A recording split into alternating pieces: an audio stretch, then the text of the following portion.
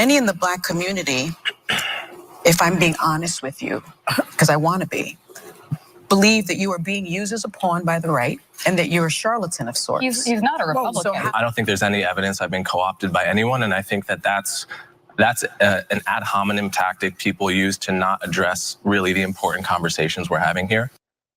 Political author and analyst Coleman Hughes was recently met with some intense hostility, specifically from Sunny Hostin on The View. This situation was so bad that people were talking about it. Now, I know I already discussed it on this channel, about what Sunny Hostin did to Coleman, the author, on The View, how she treated him, what she said to him. I mean, you just saw the replay. But it was so bad that a lot of articles were written about it. I saw a Fox article. Everybody's pretty much talking about it. I mean, Sunny Hostin literally took both her feet and shoved them right in her mouth, because there was no need to make this kind of point. This notion of, again, that the right is co-opting you, or basically saying that you're a talking piece for white supremacy, that kind of talk. There was simply no need to make that point. Like that type of point is played out. People don't talk like this anymore. So it was so bad that even Ana Kasparian, she had something to say. I thought she pretty much nailed it. He appeared on the show to promote his new book, The End of Race Politics: Arguments for a Colorblind America. At a time when the culture in America has essentially rejected colorblindness, instead embracing an almost obsessive focus on race and how we differ from one another, I honestly wasn't shocked that he was met with that kind of vitriol. Yep, because again, she's right. She calls it vitriol. I mean, that's really what it was, because that's how bad it was. I mean, it was already bad when Whoopi was trying to protect her victimhood narrative of, oh, when I was a kid, we didn't learn about Black history and everything. Well, that was when you were a kid. He said he wrote the book for a time like now, And yeah, he was met with vitriol. And of course she wasn't shocked, because people want to hold on to their narrative so much that they missed the mark. They missed the point. And it was really, it was like watching a train wreck to me. Like, that's how bad it was. Like, I've seen Sunny be pretty bad. She said something one time where she compared white Republican women to cockroaches or something like that. I mean, it's like she competes with herself to see how worse she can get. We'll get back to that portion of the exchange in just a minute. But first, I do think it's actually important to understand Coleman as a person and the argument he's trying to make. In the interest of full disclosure, though, I do have to admit that I'm a fan of Coleman's, even though he and I have some disagreements. He's more supportive of Israel's war on Gaza, as an example.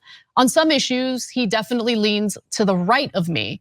But I actually find him to be thoughtful. He makes thought-provoking arguments in good faith. And I don't know about you, but I've been increasingly bored with shows that have default ideological talking points that hosts never deviate from. I've actually been bored with that myself. That's why lately I've been watching different things. And then I don't want to say like different things, but I don't know. Anna brings a more refreshing feeling to TYT. Cenk still tries to hold on to certain narratives. He holds on to them very strongly. I mean, I think even to the point of the Israel-Gaza war, I think he's still holding on to. No. He said that Candace Owens was being anti-Semitic. That's a whole nother story. But lately, you can tell she's had some growth. Now, do I think that me and her fully align on everything? Probably not everything, but this whole, again, left, right, if you're on the left, you have to believe all of these things 100% of the time, and you can't deviate from them. And if you're on the right, you have to believe all of these things 100% of the time, and you can't deviate from those kind of things. It's getting boring. It is. And we're seeing this happen definitely on the right, actually, where people are saying, okay, like, how long are we gonna keep talking about the same things all the time? So people have appreciate the integrity when you come, you believe in what you're saying, you believe in the argument that you're making, and you bring it with integrity and evidence and confidence. Mindless snooze fest. Sometimes Coleman's analysis on certain current events challenge my own. And I find that to be a good thing. We should all be willing to challenge and reevaluate our own beliefs without assuming the one challenging us is some grifter or right-wing pawn. I think it makes us smarter and mentally stronger. Now, with that out of the way, let's hear Coleman out on the direction he believes policy should go in America. And so we did that already before. So like, I don't want to repeat the same things. I mean, we can look at a little bit of Sonny's reaction once again to what he said. But, you know, we did do the whole video itself. You see the huge disparity between white households and black households. You see, and I just want you to see her body language. It's like she's almost, you know, with her cast on too, and it's already bad enough. Like, and I'm not laughing that she has a cast on, right? But like her wrist is tough, it's hard, and she's like white households and black households. Like, we can't, you know, again, this codependency between white and black all the time, living about who's doing what in black households and who's doing what white households in Spanish. Guess what? I'm just worried about my household, right? I'm worried about America as a whole, but I'm worried about my household, and I'm not dividing up a bunch of different things in my mind. Now, we have policies that do that, and that's not right, you know? See the huge disparity between white households and Hispanic households. So your argument, and I've read your book twice because I wanted to give it a chance, your argument that race has no place in that equation is really fundamentally flawed. Number one, again, you can see her anger. It's just ridiculous. Look, I think Sunny Hostin's lack of logic here is what's fundamentally flawed. Just keeping it real. It's somewhat strange how triggered she is by the notion that we should focus economic policies on class rather than identity, like race. I assure you there are plenty of poor people of all races in America. However, she herself is a wealthy woman of color, so maybe class-based issues don't appeal to her the same way as they would for the working poor in America. And while it is true that Black and Latino Americans are more economically disadvantaged on average, it's also true that class-based policies would disproportionately benefit their lives without leaving poor white Americans behind. And that's the point. Like, Sunny wants to make it, again, so hardcore where it almost, Sunny might as well have been like, we're not helping white people. Like, in my world, white people shouldn't get help. Like, just come out and say that what, you don't like white people. Allegedly, in my opinion, that's how it feels. Anybody watching that can see that that is literally how it feels. So it just makes her look insane, because why are you so worked up over helping all people? So then when you do this thing too, when you do it an identity-based identity-based policies, because race-based is identity-based, right? It's almost a form of idolatry, right? So you're not supposed to just reward character, like your identity. It almost feels selfish. Yes, it has to be done in a way where it's fair across the board. Yes, there's nothing that says that one race of people is allowed to suffer while another one doesn't.